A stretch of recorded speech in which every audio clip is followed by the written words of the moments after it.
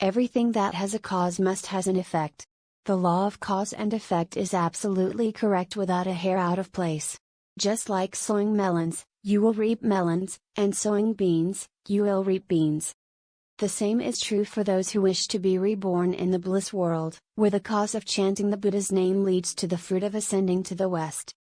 If you don't plant Buddhist cause, even though you have good knowledge to help you with chanting, it is still unreliable. And obstacles are prone to occur when you are reborn. Let me give you a fact to prove it.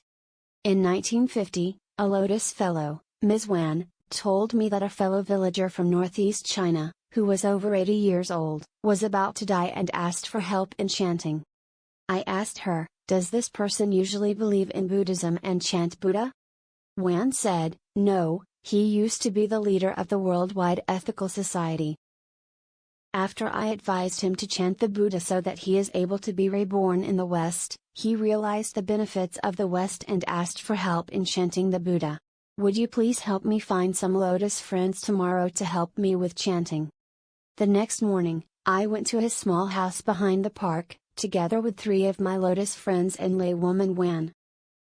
At first sight of the aged man, with his white hair and silver whiskers dressed in white, he was lying on his bed, dying, with only an elderly lady beside him. Then, we instantly began to chant the holy name, Namo Amitabha, unstop until noon. Laywoman Wan took us to her house, where we were warmly entertained for vegetarian lunch. In the afternoon, we went back and continued chanting until dusk.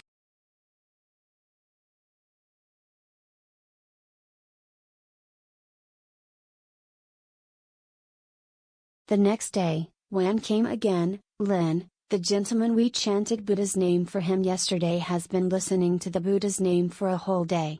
Now he is sober and can also chant Buddha in his mind. He also said that Amitabha would come to pick him up at noon tomorrow, and he will leave at 12 o'clock. Would you please invite a few more Lotus friends to his home tomorrow morning to chant Buddha and see him off to the West? I immediately promised.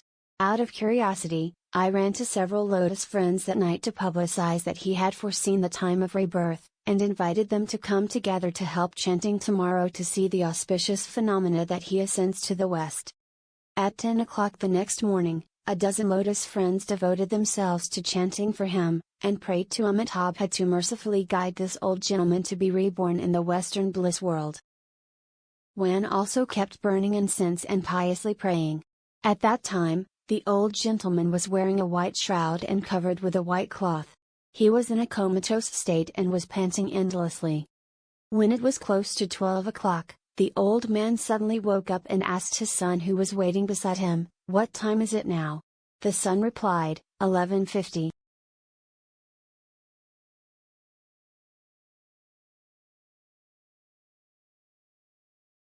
The old gentleman smiled broadly and said easily, "Amitabha will be here to pick me up in 10 minutes. As he spoke, he glanced at everyone, expressing his gratitude to everyone for praying for him. Who would have thought that at this critical moment, when the saints and mortals were separated, an obstacle came?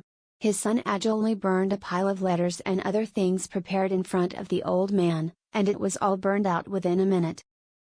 His wife couldn't help but rushed forward, stretching out her nervous hand and touching her husband's face, and cried, "If you go to the West and leave me alone, how will I live?" Wan immediately stepped up and stopped her and said, "I've told you that when your husband is about to ascend to the West, you mustn't cry and miss him, or touch his body. Have you forgotten?" When it was exactly at 12 o'clock, the old man opened his eyes wide and said, "Amitabha, I'm not going to the West. If I go to the West and leave my wife alone, what would she do? So, I'm not going." At this time, the Lotus friends were desperately chanting and couldn't help but felt sorry for him. Although extremely disappointed, we continued chanting for another half an hour.